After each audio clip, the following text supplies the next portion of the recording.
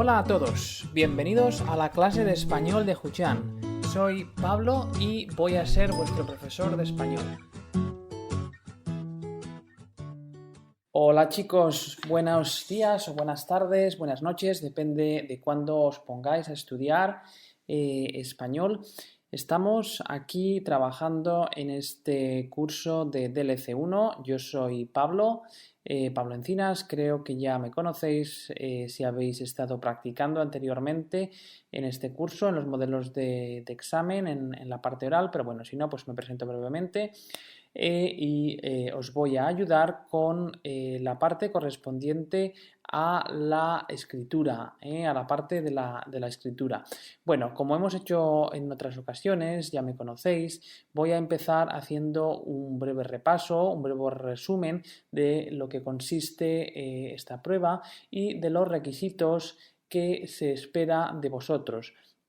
Digo, esta información es muy importante para acometer con éxito la tarea, saber exactamente qué se os pide y saber exactamente de qué se os va a evaluar. También saber, claro, el peso que tiene cada una de las partes de la prueba. El objetivo de esta parte pues es fundamentalmente la redacción de textos, ¿no? De ahí que se llame la parte escrita. Bueno, esta prueba, como digo, tiene dos tareas, una primera tarea de interacción que denominamos y una tarea de expresión. La duración total de esta prueba son 80 minutos y la extensión total de los textos, de los dos textos que tenéis que escribir, va entre las 440 y las 500 palabras. ¿De acuerdo? Como ya habíamos visto anteriormente, a la hora de calificar a los alumnos el DELE, como hacen otros modelos de examen, proporciona dos tipos de notas.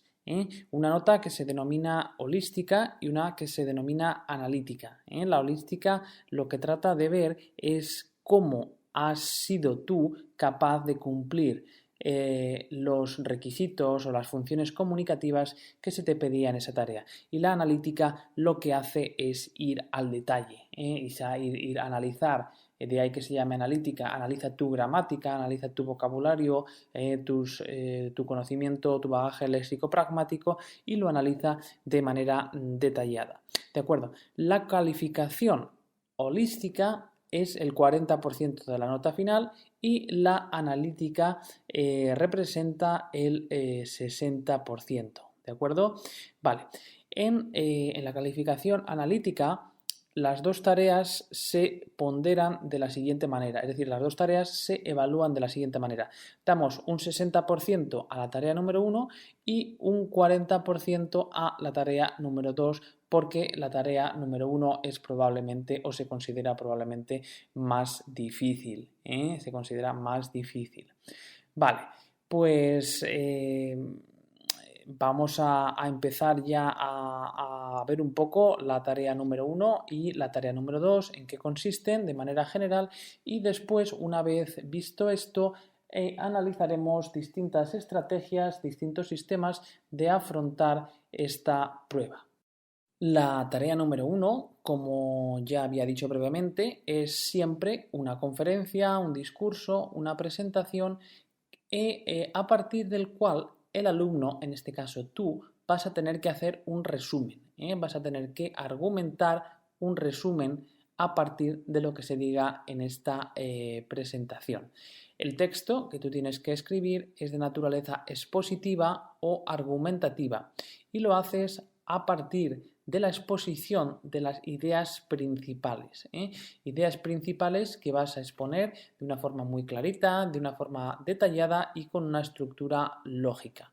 Obviamente tendrás que adecuarte a ciertas características del género al que pertenezca, pero esto, bueno, pues no es tan importante. Lo más importante es que se haga las ideas principales de forma muy clara, de forma muy detallada y con una estructura que sea lógica y que se pueda entender. ¿De acuerdo? Pues yo creo que esto es todo. La tarea número 2 lo que hace es nos proporciona unos anuncios de prensa, unos resúmenes de un artículo de opinión, alguna instrucción, bueno, en general cualquier tipo de texto, ¿no? Y a partir de aquí lo que tenemos que hacer es redactar un texto formal en el que expongamos los argumentos, las ideas principales, las ideas secundarias y de forma, de nuevo, muy detallada. De forma muy detallada. En esta parte vais a tener la posibilidad de elegir entre dos opciones.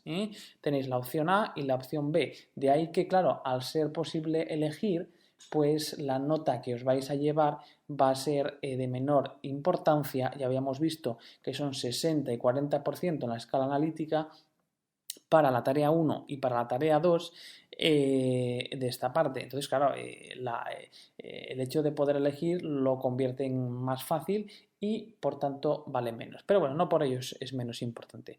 Bueno, la opción A es una reseña, un informe o un artículo en una revista. Y siempre va a ser este tipo de texto. Y la opción B es una carta de reclamación. Una solicitud de una beca, una recomendación. Es un texto en el que tú te diriges a alguien solicitando algo. Vale, pues yo creo que esto es lo más importante, ¿no? Hasta aquí, por tanto, llega la explicación de la estructura, ¿no? De la estructura del examen. Y por favor, escuchadlo varias veces, estad seguros de lo que es y de lo que tenéis que hacer. Que no es la primera vez que yo veo a alumnos que van al DELE y están totalmente perdidos. Y ya os digo que no es el lugar en el que queréis estar nerviosos. Así que sabedlo de antemano y evitáis nervios. Entonces ahora lo que nos vamos a centrar es en practicar una serie de modelos sobre esta prueba. El primer objetivo o lo primero que quiero que hagas es llevar una especie de recuento de cuánto tiempo necesitas para completar esta prueba. Te recuerdo que bueno, pues la duración total de esta prueba son 80 minutos y que lo que vamos a ver a la hora de realizar este primer ejemplo es cómo gestionar estos 80 minutos de la mejor manera posible, es decir, cómo utilizar el tiempo de una manera sabia para crear un hábito, para crear una costumbre que luego nos pueda ayudar a la realización de la prueba auténtica cuando nos enfrentemos al examen. Bueno, pues lo que quiero que hagáis entonces es a la hora de realizar estas pruebas, quiero que anotéis el tiempo que tardáis para la realización de la misma, la tarea 1 y la tarea 2, y sumáis el tiempo de cada una. Entonces, a partir de ahí vamos a ver qué tal estáis gestionando vuestro tiempo. Vale, en primer lugar os voy a dar las instrucciones de esta tarea número 1 y a continuación escucharemos una grabación, la escucharemos 2 veces y a partir de ahí comenzamos con el trabajo. Tarea número 1. Instrucciones. A continuación vas a escuchar una conferencia en la que se habla sobre el tema ¿hay vida antes de la muerte? Vas a escuchar esta conferencia 2 veces.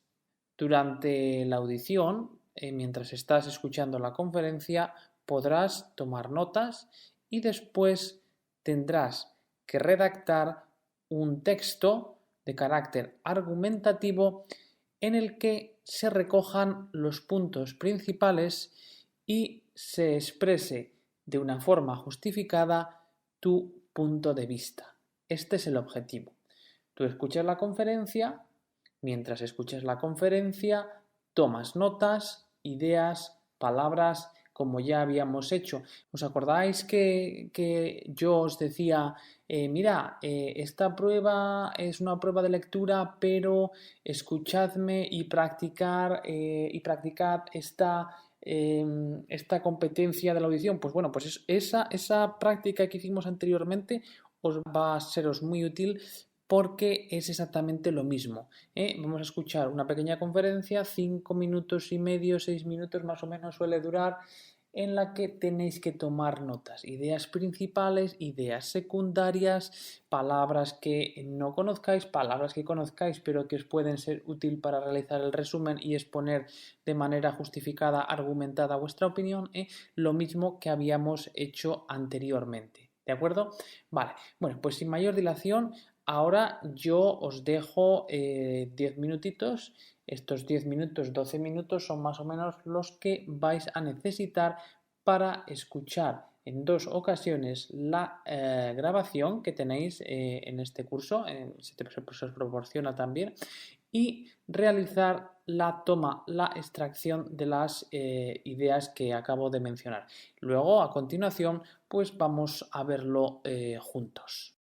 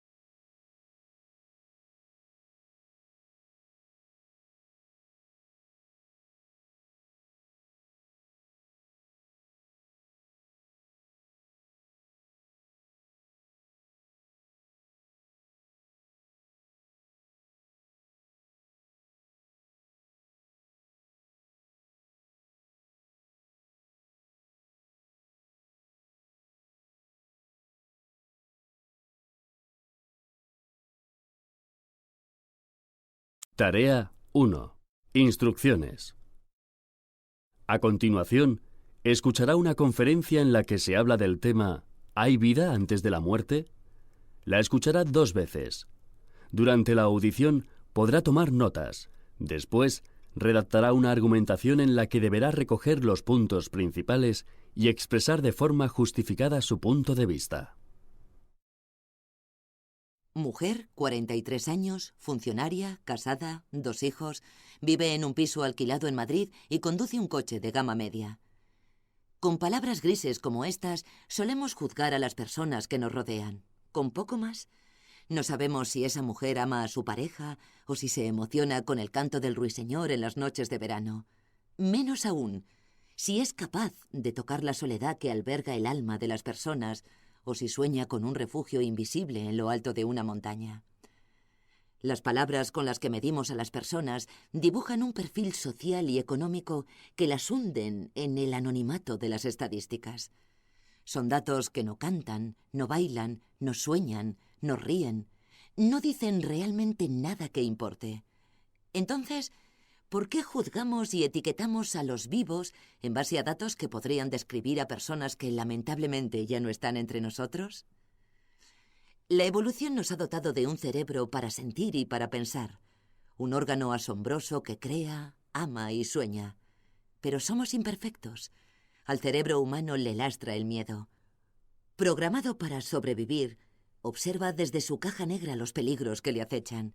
Y a diferencia del cerebro de otros animales, escudriña y teme también aquello que posiblemente podría ocurrirle. La muerte de un ser querido o la mirada del jefe que tal vez esté barruntando despedirnos.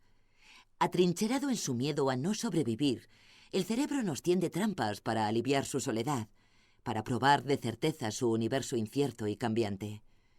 A golpe de etiquetas dividimos el mundo en bueno y malo, es decir, en seguro e inseguro. Vivimos con la mirada del inconsciente fija en el código evolutivo heredado de nuestros antepasados. Lejos de la manada acecha el peligro. El desprecio de los otros nos aterra. Intentamos pertenecer al grupo, político, familiar o artístico, amparados al abrigo de las verdades de un ego colectivo que defiende un espacio seguro. Ulteriormente, los humanos tienden naturalmente a la justicia social y a la empatía, pero éstas se inhiben si el entorno y el cerebro así se lo aconsejan. No somos malos, somos obedientes porque tenemos miedo, aunque esa contradicción entre lo sentido y lo vivido crea más soledad y dolor del que siempre quisimos evitar. En ese espacio grupal seguro renunciamos a nuestro ser transparente, único y vulnerable. Rechazamos enfrentarnos a las emociones que producen miedo y ansiedad. Disimulamos y evitamos hablar del dolor que alberga el mundo, aunque los expertos alertan del incremento espectacular de los trastornos mentales con su séquito de sufrimiento, suicidios, maltratos y abusos, incluso entre los más jóvenes. ¿Por qué no somos capaces de ayudar a nuestros hijos a encontrar su lugar en el mundo? ¿No es suficiente distraerles con el consumo masivo y adictivo de placeres? Alimentamos con esfuerzo y rigor su cociente intelectual, pero apenas educamos en el conocimiento de uno mismo, en la capacidad de desaprender aquello que nos lastra, en la expresión pacífica de la ira, en la capacidad de sentir y de escuchar al otro, de convivir. La creatividad y la inteligencia emocional se han convertido en nuestra sociedad en un don para unos pocos, en vez de una actitud vital para todos. La conjunción de lo biológico con la revolución tecnológica augura un potencial insospechado al conocimiento. Reclamar el derecho de expresar de forma integral nuestro asombroso potencial intelectual, emocional y físico es uno de los grandes retos de este siglo al que se enfrentan personas de ámbitos muy diversos. Sin distinciones inventadas, sin categorías infundadas y sin las etiquetas que nos roban del disfrute de la vida antes de la muerte. Mujer, 43 años, funcionaria, casada, 2 hijos, vive en un piso alquilado en Madrid y conduce un coche de gama media. Con palabras grises como estas, solemos juzgar a las personas que nos rodean. Con poco más, No sabemos si esa mujer ama a su pareja o si se emociona con el canto del ruiseñor en las noches de verano. Menos aún, si es capaz de tocar la soledad que alberga el alma de las personas o si sueña con un refugio invisible en lo alto de una montaña. Las palabras con las que medimos a las personas dibujan un perfil social y económico que las hunden en el anonimato de las estadísticas. Son datos que no cantan, no bailan, no sueñan, no ríen, no dicen realmente nada que importe. Entonces, ¿por qué juzgamos y etiquetamos a los vivos en base a datos que podrían describir a personas que lamentablemente ya no están entre nosotros? La evolución nos ha dotado de un cerebro para sentir y para pensar, un órgano asombroso que crea, ama y sueña. Pero somos imperfectos. Al cerebro humano le lastra el miedo. Programado para sobrevivir, observa desde su caja negra los peligros que le acechan. Y a diferencia del cerebro de otros animales, escudriña y teme también aquello que posiblemente podría ocurrirle. La muerte de un ser querido o la mirada del jefe que tal vez esté barruntando despedirnos. Atrincherado en su miedo a no sobrevivir, el cerebro nos tiende trampas para aliviar su soledad, para probar de certeza su universo incierto y cambiante. A golpe de etiquetas dividimos el mundo en bueno y malo, es decir, en seguro e inseguro. Vivimos con la mirada del inconsciente fija en el código evolutivo heredado de nuestros antepasados. Lejos de la manada acecha el peligro. El desprecio de los otros nos aterra. Intentamos pertenecer al grupo, político, familiar o artístico, amparados al abrigo de las verdades de un ego colectivo que defiende un espacio seguro.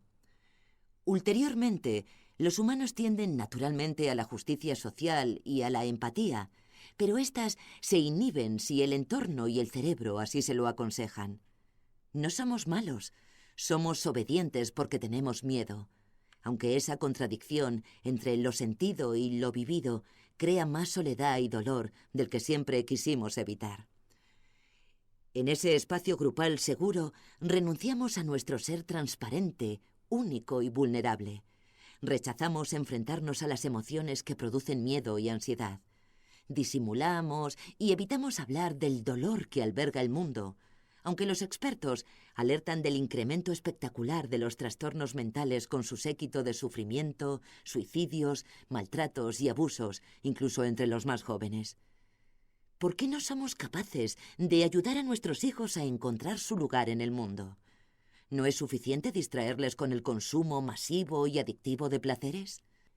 Alimentamos con esfuerzo y rigor su cociente intelectual, pero apenas educamos en el conocimiento de uno mismo, en la capacidad de desaprender aquello que nos lastra, en la expresión pacífica de la ira, en la capacidad de sentir y de escuchar al otro, de convivir.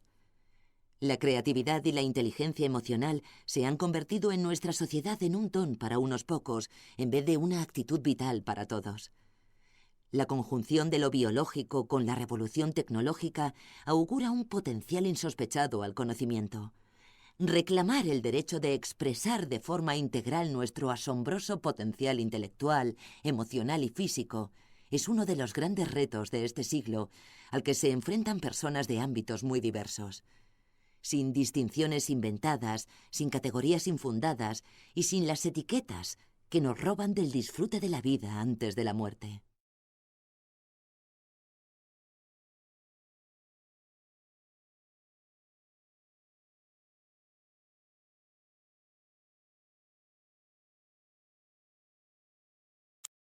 Bueno, ya hemos escuchado el texto, hemos escuchado la conferencia y tendréis una sensación. ¿Qué tal os ha salido? ¿Os ha parecido difícil? ¿Qué estrategia habéis utilizado para la escucha? Mi recomendación sería la siguiente. Mi recomendación es que durante la primera vez que escucháis la grabación os centraseis en establecer un esquema muy básico, es decir, una estructura muy básica de lo que está hablando la grabación, y a continuación, en una segunda audición, lo que hacéis es confirmar esa estructura y añadir detalles. Y la primera vez que escucháis o en la que escucháis la audición, también tenéis que escribir palabras, palabras que podáis reutilizar.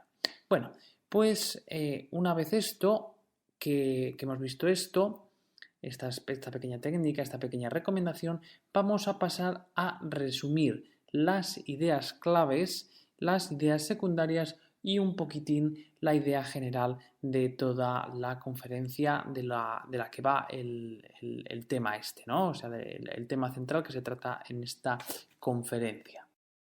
Bueno, la idea principal en este caso difiere un poquitín de lo que se nos dice en el título de la conferencia.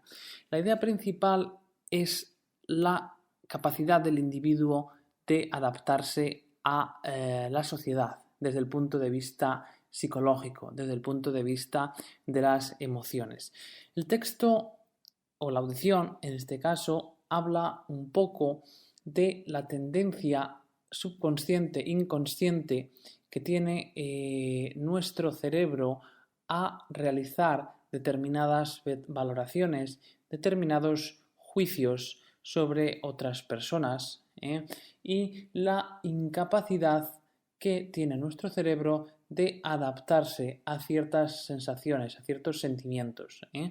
Y para ello, pues se nos habla de cómo el cerebro parece tener dificultad para poder procesar, para poder hacer frente a sentimientos de dolor, sentimientos de pérdida, de peligro. Es de alguna manera una tendencia natural que se manifiesta desde el punto de vista evolutivo del ser humano. Una de las ideas principales que se defiende en el texto, o sea, ya sabemos de qué va, o sea, el tema podríamos resumir diciendo que se habla de la falta de inadaptación o de la inadaptación del cerebro humano a la sociedad en la que vivimos por un proceso evolutivo y por la dificultad de afrontar ciertos sentimientos. Bueno, vamos a ver, una de las ideas principales es que al cerebro humano le lastra el miedo. La palabra lastrar quiere decir imponer un peso. Imponer un peso. Es como, por ejemplo, si tú vas a montar en globo o en un vehículo y llevas un peso que hace que reduzca su movilidad, su velocidad. Entonces, una idea principal es esta. Al cerebro humano le lastra el miedo. El miedo le hace a nuestro cerebro funcionar de manera más lenta, de manera menos eficiente, ¿no? Esta es una de las claves de este texto.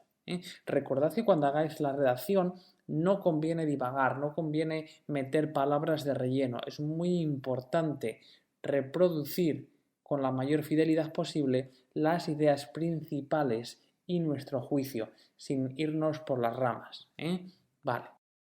Otra de las ideas principales es la diferencia que existe entre el cerebro humano y el cerebro de otros animales, de otros seres vivientes. Y es que nuestro cerebro evolutivamente, dice la audición, y es cierto, bueno, está programado para sobrevivir, entonces tiene que estar atento ante la posible existencia de peligros, ante la posible existencia de riesgos. Pero la palabra clave o la idea clave aquí es que nuestro cerebro, además de percibir riesgos, es capaz de anticiparlos. Tiene una capacidad previsora temporalmente. Es decir, es capaz de ver en una especie de futuro hipotético lo que va a suceder. Otra de las ideas claves que se sigue de esta misma es que, claro, el cerebro ante esta situación de zozobra, ante esta situación de falta de seguridad, genera trampas, genera una serie de pensamientos ilusorios que le proporcionen certeza en este mundo cambiante, en este mundo al que nuestro cerebro tiene miedo.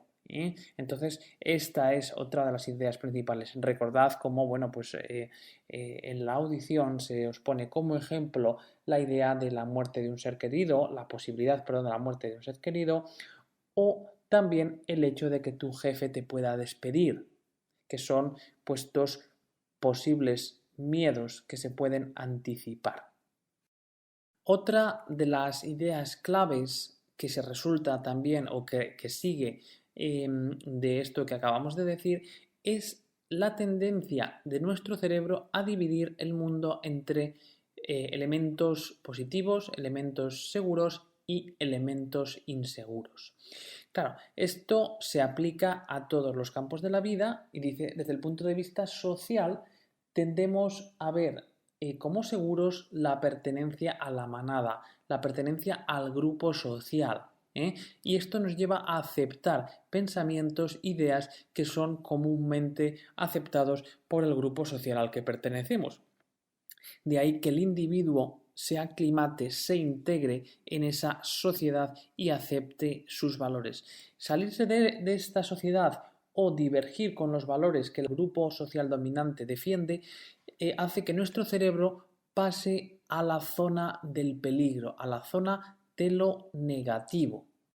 Otra idea muy importante y que me ha llamado mucho la atención en la grabación es la idea de que no somos malos, somos obedientes. Esta es una idea muy importante en la grabación. No somos malos, somos obedientes. Y las tendencias naturales del cerebro a la empatía, a ayudar al prójimo y demás, se inhiben. Este verbo es importante, se inhiben. Es decir, son capaces de ser naturalmente reprimidas para fundamentalmente integrarnos en el grupo. Esto es, para hacer lo que el grupo o lo que la sociedad nos pide que hagamos en cada momento concreto. Claro, también dice la grabación, y esto es una idea, no es principal, pero es relevante, y es que hay una contradicción entre lo sentido y lo vivido, y de esa contradicción se generan sentimientos de soledad, de aislamiento. Esto hay que mencionarlo también. A su vez, esta idea genera una serie de ideas secundarias que son representadas básicamente por cómo tratamos de evitar hablar del dolor, del sufrimiento, de los problemas que hay en el mundo. Y a continuación se nos proporciona el ejemplo de lo que dicen los expertos. Y es que este tipo de sentimientos genera una larga lista de trastornos psíquicos, depresión, ansiedad, suicidio, psicosis, etcétera, que tiene una importancia, una impronta muy grande en la vida de la persona y que de alguna manera tratamos de mirar al lado, de no afrontarlo directamente. A continuación, y como una idea importante que se menciona en el texto, es la distancia que existe entre la educación que damos a nuestros hijos, una educación fundamentalmente de conocimientos, fundamentalmente de actividades, de consumismo, y el proporcionar a los hijos un conocimiento de la propia vida interior, un conocimiento que le permita al niño, al joven, conocerse a sí mismo y conocer qué lugar ocupa en el mundo. Tenemos para ello, para ejemplificar esto un poquito, las palabras creatividad, inteligencia emocional, ¿no? Que lejos de ser un atributo común, parece ser un privilegio de unos pocos, ¿no? Entonces, esto también habría que mencionarlo. Creatividad, inteligencia emocional. Y como consecuencia de esto, la voz, la señora que da la conferencia, nos propone como uno de los grandes retos, y esto habría que mencionarlo, la necesidad de expresar todo nuestro potencial emocional e intelectual, no solamente intelectual, sino también hacernos cargo de nuestras emociones. Y ya por último, el texto se cierra diciendo algo importante y es que tenemos que acabar con las etiquetas. Tenemos que acabar con las etiquetas. ¿Por qué? Bueno, pues porque las etiquetas, el catalogar de acuerdo a unas ideas preconcebidas, acaba hundiendo nuestra vida, robándonos nuestra vida. Y de ahí vemos el título que ha puesto a esta conferencia, que es ¿Hay vida antes de la muerte? Se trata de un título que no resume muy bien el contenido, no es en este caso, como habíamos visto anteriormente, un reflejo del contenido de la audición, pero que cobra sentido cuando escuchamos esta última parte. Bueno, pues ya hemos visto un poquitín de qué va el texto, hemos visto un poquitín también cuáles son las ideas principales del texto. Lo que vamos a hacer ahora va a ser un ejercicio un poco relacionado con el vocabulario. Vamos a tratar de hacer una especie de ejercicio de corrección. Un ejercicio de corrección. Con este curso vais a ver una tarea en la que tenéis dividida la audición en 4 párrafos.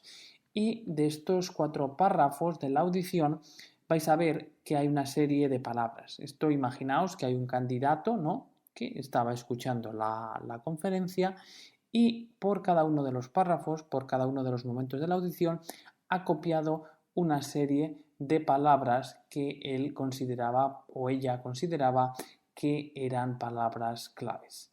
Lo que vamos a hacer ahora va a ser corregir aquellas palabras que estén mal, que estén mal o que no se correspondan con lo que se ha dicho en la audición. Y al mismo tiempo os voy a comentar algunas de estas palabras que serían, desde mi punto de vista, muy importantes para luego poder estructurar el texto que vamos a ver un poquitín más adelante.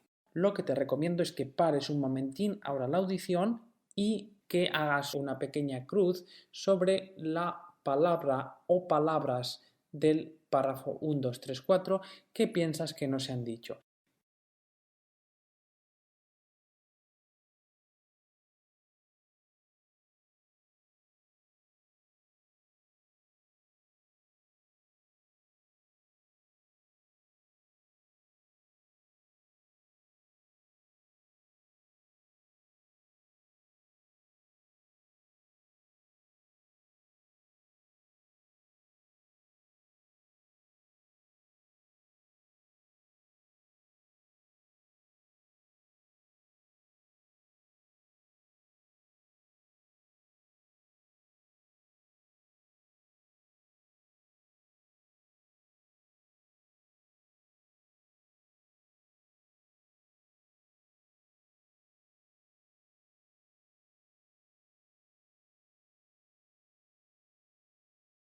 Mujer, 43 años, funcionaria, casada, 2 hijos, vive en un piso alquilado en Madrid y conduce un coche de gama media. Con palabras grises como estas, solemos juzgar a las personas que nos rodean. Con poco más, no sabemos si esa mujer ama a su pareja o si se emociona con el canto del ruiseñor en las noches de verano. Menos aún, si es capaz de tocar la soledad que alberga el alma de las personas o si sueña con un refugio invisible en lo alto de una montaña. Las palabras con las que medimos a las personas dibujan un perfil social y económico que las hunden en el anonimato de las estadísticas. Son datos que no cantan, no bailan, no sueñan, no ríen, no dicen realmente nada que importe. Entonces, ¿por qué juzgamos y etiquetamos a los vivos en base a datos que podrían describir a personas que lamentablemente ya no están entre nosotros?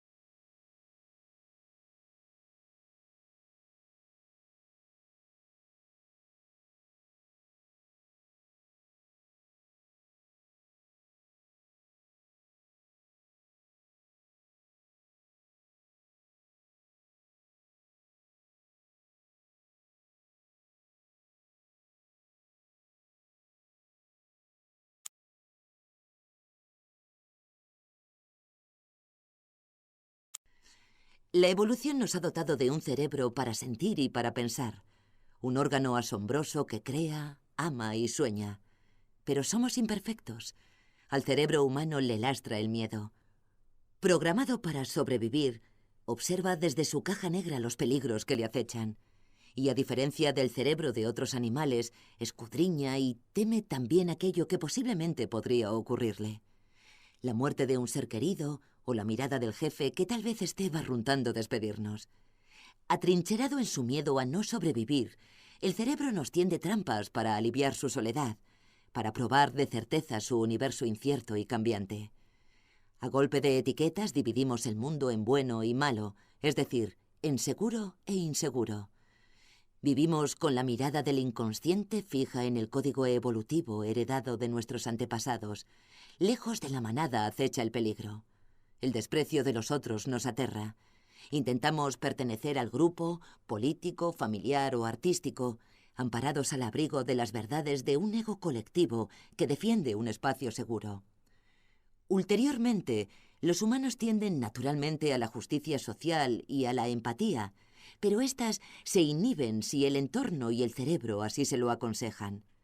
No somos malos, somos obedientes porque tenemos miedo, aunque esa contradicción entre lo sentido y lo vivido crea más soledad y dolor del que siempre quisimos evitar.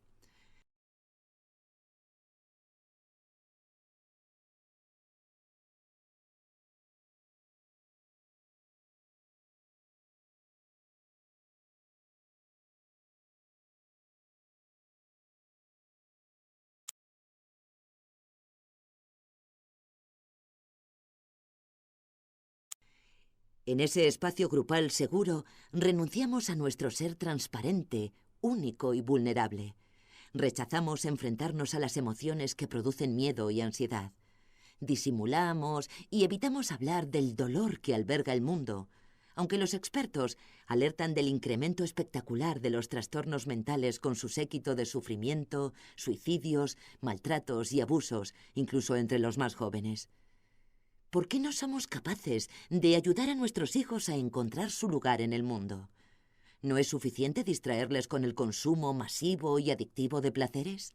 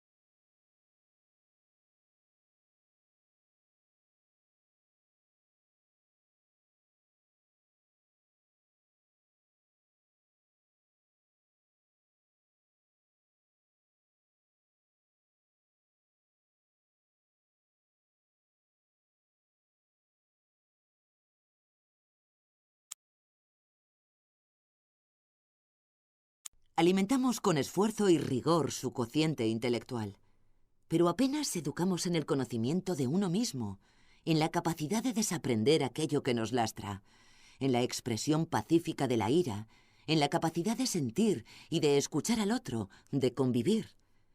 La creatividad y la inteligencia emocional se han convertido en nuestra sociedad en un don para unos pocos, en vez de una actitud vital para todos.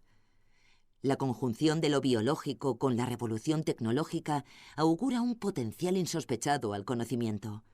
Reclamar el derecho de expresar de forma integral nuestro asombroso potencial intelectual, emocional y físico es uno de los grandes retos de este siglo al que se enfrentan personas de ámbitos muy diversos.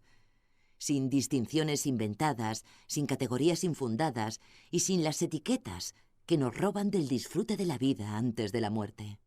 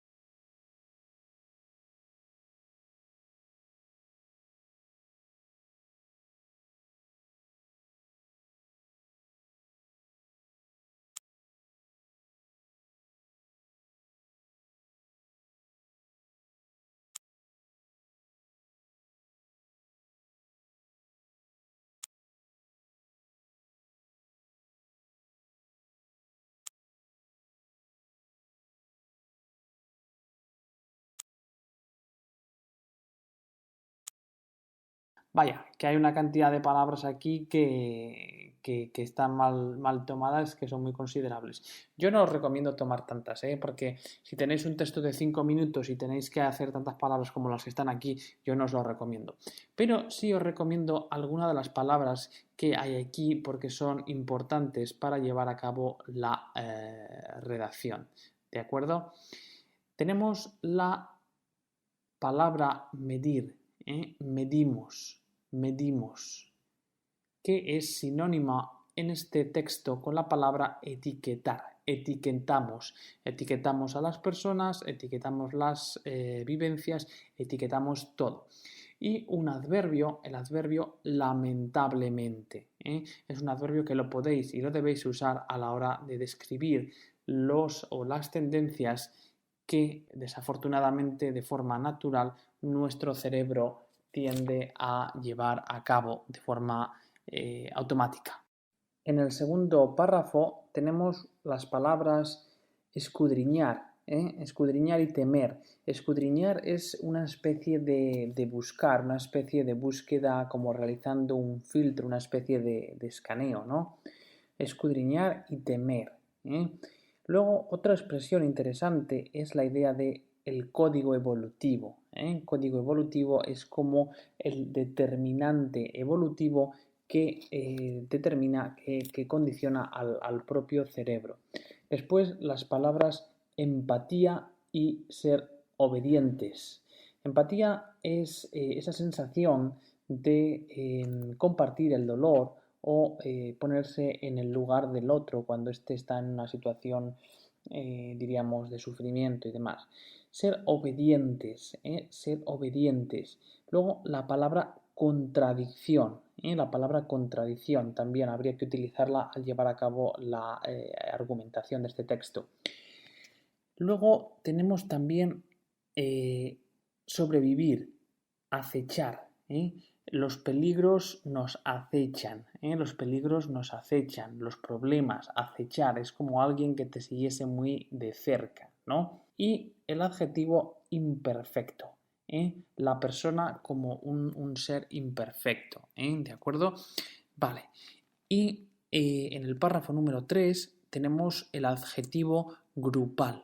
Sentimiento grupal, pensamiento grupal, necesidades grupales, es decir, el grupo cómo determina, cómo determina. Después tenemos la expresión nuestro lugar en el mundo, es decir, dónde está cada cuál es su situación en el mundo, cuál es su papel en la vida, su papel en la vida. Y a continuación, cuando hablamos de trastornos mentales, ¿no? De problemas mentales, hablamos de suicidio, de abuso, de estrés, de ansiedad, todo esto habría que generar una serie de palabras. A partir de la palabra trastornos mentales, utilizaríais vuestro léxico. Luego tenéis la expresión cociente intelectual e inteligencia emocional.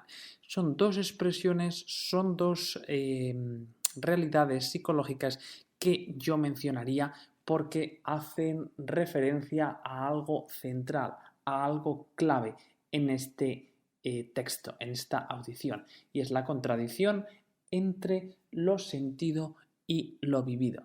Luego tenéis actitud vital, la actitud vital, que es también otra idea clave que tenéis que mencionar, y es qué pensamiento, qué decisiones vais a tomar o se deben de tomar, se tienen que tomar en la vida. Después tenemos la palabra reto, reto, que es como una especie de problema, de una especie de dificultad que hay que superar y que yo utilizaría mucho. Entonces, esto no lo obviéis. Bueno, pues yo creo que el vocabulario está ya visto, lo que yo considero más importante, y está también visto la corrección de este pequeñito ejercicio. Entonces vamos ahora a pasar a la realización de otro ejercicio. El siguiente ejercicio que vamos a ver es un ejercicio de corrección, es un ejercicio de comentario. Lo que vais a hacer en esta parte es leer una redacción. Hay que decir que esta redacción pues es cortita, no es una redacción de la misma longitud que tuviera que tener o que tiene que tener la que vais a escribir en verdad, pero que nos va a servir un poco de modelo para proporcionar algunos comentarios, algunas críticas que os pueden ayudar a vosotros a escribir la redacción más larga sin cometer tal vez los mismos errores, ¿de acuerdo? Pues bueno, lo que vamos a hacer ahora, en primer lugar, como digo, es vosotros leéis esta redacción y señaláis los errores, señaláis aquellos puntos con los que no estéis de acuerdo, aquellas ideas que no os parecen bien y a continuación pues me escucháis los apuntes que os voy a dar, apuntes que no son exhaustivos, pero que son recomendaciones a evitar en futuras redacciones, ¿vale?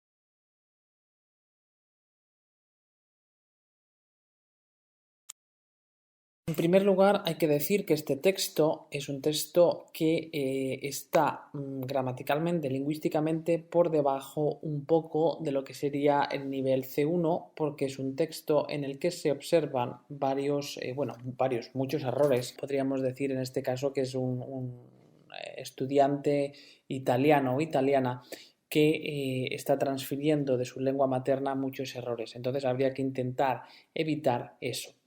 En segundo lugar, me gustaría decir que cuando no conozcáis una palabra o la hayáis escuchado y la hayáis copiado mal porque no estáis muy seguros, no la uséis. Porque es mejor, si no estáis seguros sobre su ortografía, lo que os recomiendo es que busquéis una expresión sinónima, una expresión que conozcáis para expresar lo mismo, si obviamente entendéis la palabra, que utilizar una palabra mal escrita, porque eso da un ejemplo negativo de vuestro conocimiento, un ejemplo que os va a reducir la nota. Entonces, bien buscar palabra sinónima si la conocéis o bien directamente si no conocéis la palabra pues pasáis del tema porque es mejor no poner errores innecesarios, ¿de acuerdo? Otro de los puntos que me parece que están un poco flojos en esta redacción y que yo os recomendaría a vosotros que cuidaseis es la conclusión, la conclusión de vuestro escrito argumentativo. Una buena conclusión en ocasiones puede salvar un texto regular. Un texto que no es muy fuerte y que está así un poco entre Pinto y Valdemoro, que solemos decir, una buena conclusión lo da ese buen sabor de boca que le deja al examinador a la hora de corregir. Entonces, tened mucho cuidado. Escribir un texto que se concluya de manera coherente, de manera eficaz, en el que se defienda o se ejemplifique claramente tu tesis, ¿de acuerdo? También yo recomiendo, puesto que lo que vais a escuchar es siempre a una persona hablando de un tema, es que busquéis sinónimos de la palabra, sinónimos de verbos de relación. Por ejemplo, en el texto se utiliza constantemente, en esta redacción, se utiliza constantemente el verbo decir.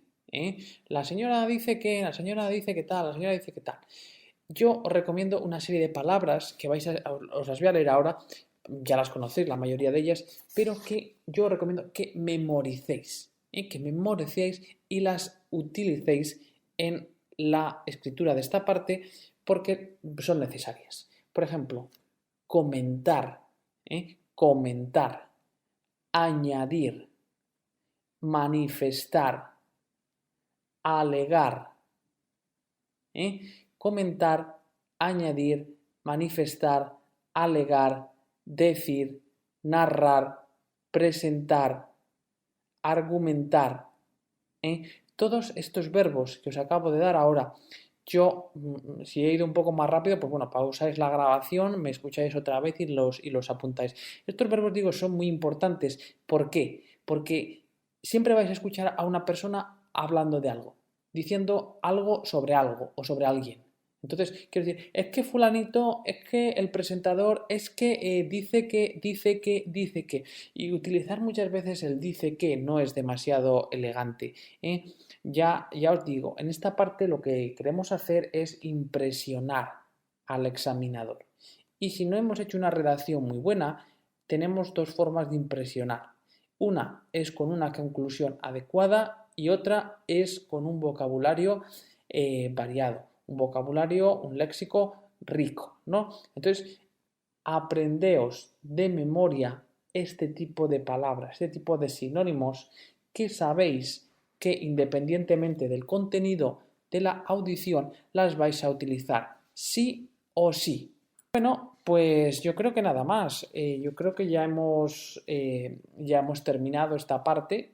Simplemente, bueno, pues deciros que yo recomiendo que en la fase de escucha de la audición tengáis en cuenta dos cosas.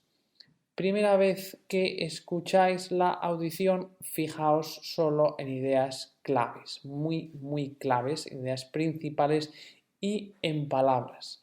Segunda vez, apoyad, proporcionar andamiaje a las ideas claves y anotad palabras de relevancia que podéis utilizar. Bueno, pues acabamos ya con esta pequeña clase y nos preparamos para la segunda. Hasta ahora, chicos.